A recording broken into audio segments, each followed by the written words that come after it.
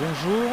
Alors aujourd'hui donc je vais entamer une série de vidéos sur les flammes jumelles parce que je trouve que c'est un sujet qui est important à l'heure actuelle et je vais expliquer pourquoi. Donc là je profite de ma petite demi-heure de sortie pendant le confinement pour faire cette petite vidéo devant cette fontaine. Donc voilà, donc j'en profite. Donc aujourd'hui je vais commencer par la vidéo toute basique sur qu'est-ce qu'une flamme jumelle exactement. Alors je sais que beaucoup d'entre vous doivent savoir déjà ce que c'est, je préfère quand même en faire parce que au cas où il y aurait certaines personnes qui ne sauraient pas, parce que ça peut arriver hein, évidemment, des nouvelles personnes qui s'éveillent. En revanche, bien sûr, on a tous et toutes une version différente sur les FJ. Comme je vous dis, on a tous une vérité qui est réelle pour chacun de nous. Donc aujourd'hui, je vais apporter la mienne. Donc, qu'est-ce qu'une flamme jumelle? Donc déjà, et quel rôle ont-elles? Surtout à l'heure d'aujourd'hui, je ferai une autre vidéo pour ça, parce qu'il y en a tellement à dire. Là, je vais juste dire le principal sur pourquoi sont-elles aujourd'hui là, en cette période, et pourquoi y en avait-il, dit-on entre guillemets, moins avant. Je dis parce qu'aujourd'hui, la Terre est plus que jamais prise dans un égrégore d'ombre, que je cite beaucoup, notamment à la tête de nos élites. Donc l'ombre est carrément aujourd'hui, on va dire, visible, à ciel ouvert, je dirais, au-dessus de nous. Donc je pense qu'aujourd'hui les flammes jumelles sont appelées à venir en masse pour pouvoir apporter de la lumière sur cette planète et transmuter tout ça. Donc aujourd'hui je vais entamer. Alors qu'est-ce qu'une flamme jumelle? Alors une flamme jumelle à la base c'est une âme. Donc vous savez tous qu'on vient tous de la source divine, donc vous pouvez l'appeler Dieu, ce que vous voulez. Moi je l'appelle Dieu, j'appelle l'univers et la source. Tous ces termes sont bons. Qu'est-ce qu'une flamme jumelle? En réalité, c'est une âme donc, qui sort de la source, mais à contrario, on va dire, d'une âme dite standard. Quand je dis standard, c'est une âme individuelle. C'est une âme en fait qui se scinde en deux, un peu comme des vrais jumeaux, on va dire, sur Terre. C'est une âme qui se scinde en deux, avec une polarité différente, donc une polarité yin et une polarité yang. Donc ces âmes-là, on va dire, cette double âme va se séparer et va se perdre de vue. Et chaque moitié d'âme, on va dire, reviennent sur Terre, on va dire. Alors excusez-moi, mais avec mes on va dire, je le dis souvent, je fais pas attention. Donc ne portez pas de jugement là-dessus, s'il vous plaît. C'est mon petit défaut. Donc cette double âme va venir s'incarner sur Terre pour pratiquer donc ses expériences propres à elle. Mais évidemment, il va lui manquer sa moitié de polarité, puisque tout à l'heure je vous avais dit qu'il y avait le yin et le yang. Donc c'est le yin et le yang, c'est l'image parfaite pour pouvoir se donner une idée de qu'est-ce qu'une flamme jumelle. Il y a la flamme, on va dire, féminine, la flamme masculine. Après, il y a les termes runner chaser que je vais employer dans mes vidéos pour mettre une base, on va dire, pour on va savoir de quoi on parle. Mais c'est vrai que je n'aime pas tellement employer ces termes-là. Mais je vais quand même les employer pour que tout le monde comprenne. Donc ça va donner le runner et le chaser. Et la flamme jumelle, en fait, vient s'incarner pour pouvoir guérir de ses blessures. Alors, dans toutes les vies, les flammes jumelles ne sont pas appelées à se rejoindre. Il y a des vies où elles ne vont pas se rencontrer. Il y a des vies où elles vont se rencontrer. Et là, par contre, on leur demande de travailler sur elles. Elles viennent parce que, comme on a dit tout à l'heure, il manque une polarité. On verra dans d'autres vidéos qu'est-ce que la polarité chaser et qu'est-ce que la polarité runner.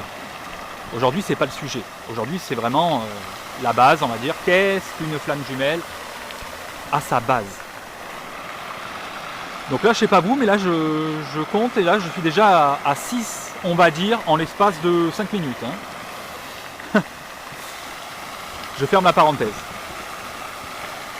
Donc, ces flammes jumelles qui se rencontrent sur Terre viennent pour s'incarner. Donc, l'une va pour chasser, l'un ou l'une, l'autre va fuir la relation. L'objectif étant de travailler les blessures, et ça sera au dit chaser de commencer le travail en premier. Donc il aura à transmuter toutes ces blessures, et la relation flamme jumelle, ne vous inquiétez pas, va vous donner l'opportunité de vous guérir, puisque c'est vraiment très très très intense comme relation.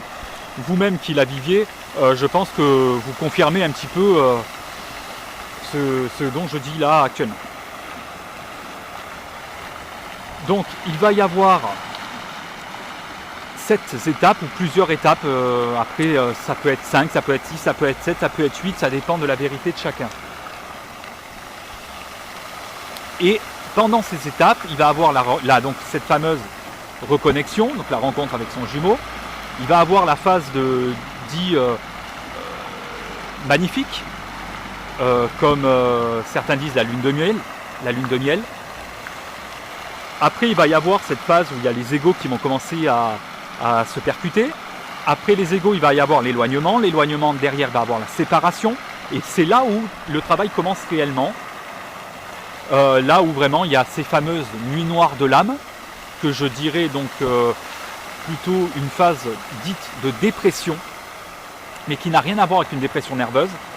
C'est plutôt une dépression spirituelle, si on peut dire ça comme ça.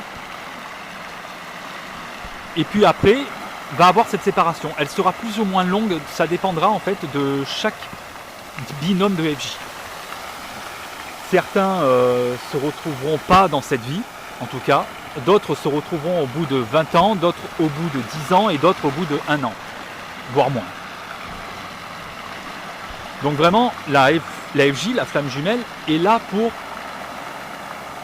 pouvoir réussir à réunifier les deux moitiés d'âme. Ça veut dire que le yang s'imbrique dans le yin et le yin s'imbrique dans le yang. Et à ce moment-là, les deux FJ, je ne dirais pas qu'ils vont se ressembler parfaitement en termes de physicalité ou en termes de comportement, mais en tout cas, au plus ces deux polarités travaillent sur elles, au plus elles vont se ressembler au niveau comportemental et au niveau personnalité. C'est assez extraordinaire d'ailleurs. Donc voilà, si on peut résumer sur qu'est-ce qu'une flamme jumelle, je dirais que c'est une demi-âme, mais attention, demi-âme c'est plutôt pour se repérer en fait. C'est plutôt un terme pour qu'on puisse se repérer dans les vidéos. Parce que sinon, dans la vie de tous les jours, je peux vous dire que nous avons tous une âme. Même si on peut dire qu'on a une demi-âme, mais on ne peut pas dire qu'elle est coupée en deux.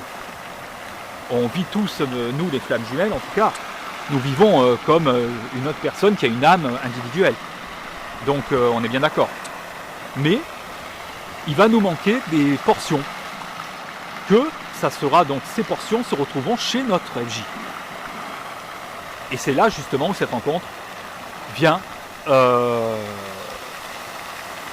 justement faire travailler pour pouvoir retrouver ces portions en travaillant sur soi. Alors c'est pas évident puisqu'on va traverser des moments très durs, très difficiles, mais nous sommes obligés, en tout cas c'est le prix à payer. Au début c'est extrêmement difficile, et puis vient un moment où il y a le travail, et en tout cas où on arrive à 50% du travail, et à partir de 50% du travail, déjà on peut dire que nous avons fait pas mal, et on recommence à retrouver, on va dire, des briques, des petites briques de tranquillité. Voilà, ce qui nous énervait auparavant, ou ce qui nous rendait triste auparavant, là où on avait l'impression en fait d'avoir un couteau qui se plantait à travers nous, et bien en fait petit à petit ça devient léger. Une situation qui nous rendait fous auparavant devient acceptable. Et là, c'est là où on voit que finalement, nous avons fait une part du travail. Et le jour où on reçoit plus de négativité, où nous ne recevons plus ce côté détresse et ce mal-être, et que toute situation ne nous touche plus, c'est là où finalement nous pouvons dire que nous avons fait quasiment 100% du travail. Et je dis, moi, pour moi, la flamme jumelle pendant le travail, pendant la séparation,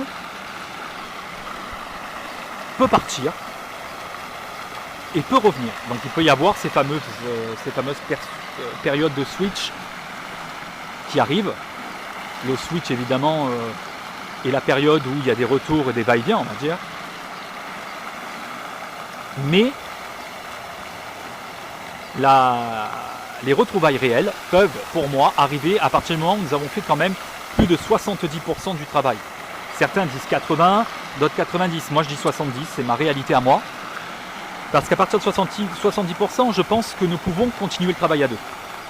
Déjà, il y a pas mal qui a été fait, il y a un éveil qui a été commencé, en tout cas fait pour le chaser, et entamé chez le runner. Donc pour moi, c'est 70%. Et après, il peut y avoir une retrouvaille, suivie d'une autre séparation, et puis encore une retrouvaille, et puis jusqu'au moment où finalement, il n'y a plus de séparation du tout, et les couples de flammes jumelles se sont vraiment imbriqués finalement et ont retrouvé leur polarité manquante. Tout ce que je peux dire, c'est que la flamme jumelle, même si c'est, on va dire, une deuxième âme, finalement une portion d'âme qui nous anime et qu'on a perdu dès la naissance de notre âme, ça n'empêche pas de vivre sans sa flamme jumelle. C'est pas parce qu'au moment de la séparation, par exemple, ou avant la séparation, quand depuis tout petit, les flammes jumelles, souvent, il leur manque quelque chose. Ils sont comme animés par un manque. Comme si que leur vie était vide ou vide de sens. Et c'est à partir du moment où ils ont la rencontre avec leur FJ qu'ils retrouvent finalement l'étincelle. C'est là où leur enfant intérieur commence à revivre. Là où le chaser vraiment l'a enfermé son enfant intérieur à double tour, et là où le runner finalement, lui ou elle, parce que ça peut être une femme aussi, j'expliquerai dans les vidéos détaillées ça. Mais les deux enfants intérieurs à ce moment de la rencontre, franchement, sont en état d'extase, je dirais. Donc voilà, ça c'était pour l'explication de qu'est-ce qu'une FJ. L'explication tout court, en fait, c'est deux moitiés d'âme imbriquées dans deux corps différents. Nous verrons donc plus tard. Moi, je commencerai donc par faire la vidéo sur le chaser, ce sera la prochaine, et sur le runner ou la runneuse. J'expliquerai aussi pourquoi finalement un runner n'est pas forcément un homme et une chaser n'est pas forcément une femme, car on parle d'ici d'énergie et non pas de sexe. Le sexe, c'est au niveau terrestre, c'est au niveau physique, 3D. Mais l'âme, elle n'a pas de sexe, elle est asexuée. Donc, un homme peut être chaser et une femme runner. Et ça, on verra ça plus en détail dans d'autres vidéos. Donc j'espère que j'ai pu vous aider. Cette vidéo, en tout cas, c'est contrairement aux autres que j'ai préparées, je ne l'ai pas préparée. Donc je l'ai faite un petit peu sur un coup de tête lors de ma petite demi-heure de sortie. Et voilà.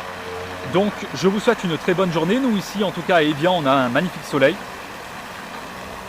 J'espère que vous aussi. Et puis laissez vos commentaires si vous aussi vous voulez partager votre réalité. Parce que comme je vous dis, nous avons tous une réalité qui est différente. Mais chez les FJ, on peut dire que la réalité est différente, mais elle se ressemble en fait. Nous avons tous une version qui se ressemble. Et on verra dans d'autres vidéos, en tout cas je vous expliquerai mon expérience personnelle. Plus d'autres expériences qui eux aussi ont eu leur propre expérience.